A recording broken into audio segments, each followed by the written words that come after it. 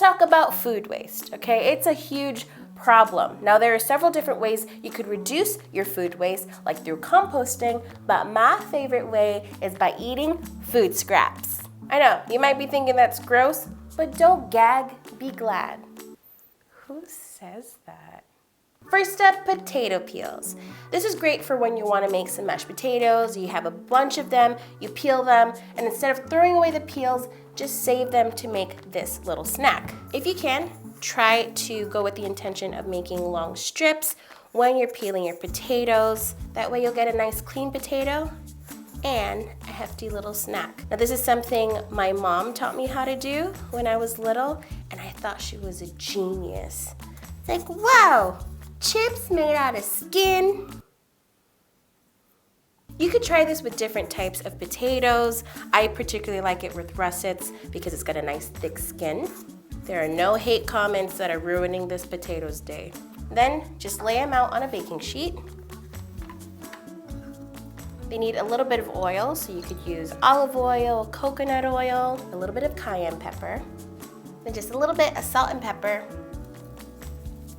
Mix them up really, really well. You don't need to make this snack immediately after peeling your potatoes. You can store them, but make sure you do it in a container with water and a little bit of lemon so that they don't get pink. I mean, it's not bad for you. It's not gonna kill you, but some people are like sensitive about looks. So if you're one of those people, then just add a little bit of lemon. Now spread them out evenly.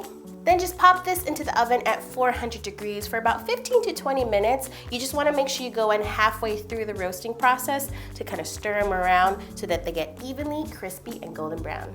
Look at those roasted potato peels, super crispy and so addicting.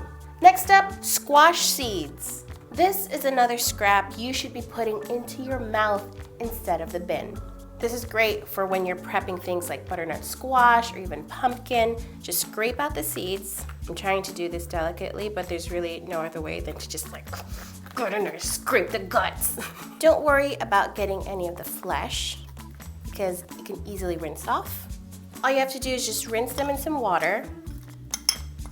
Just go in there with your fingers, separate the seeds from all that flesh.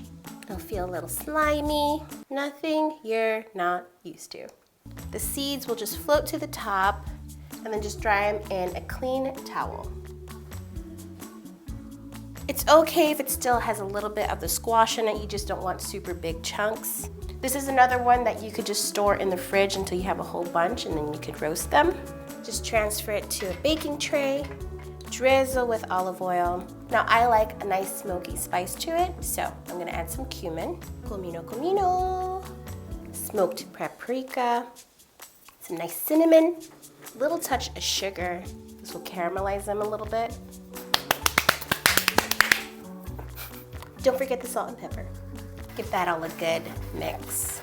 Pop this into the oven at 350 for about 20 minutes. Make sure you stir halfway until they're nice and browned. I love this one. It's such a great savory, crunchy snack that has a nice smoky spiciness to it. Does stale bread make you sad? Why you do me like that? If you are ever left with some stale, hard bread that just drops like rocks, or you have a bunch of bread ends because nobody likes to eat those, then I highly recommend you turn these into breadcrumbs. Pop them into a food processor and break them down into crumbs. And all you have to do is pop them into a container and then seal it real tight, and you could keep this in your freezer. That way every time you have some bread ends, you just process them up, and then you will have a never-ending supply of breadcrumbs. And finally, what about those end of the jar containers of peanut butter and chocolate spread? It is such a waste to just rinse these out and pour them down the drain.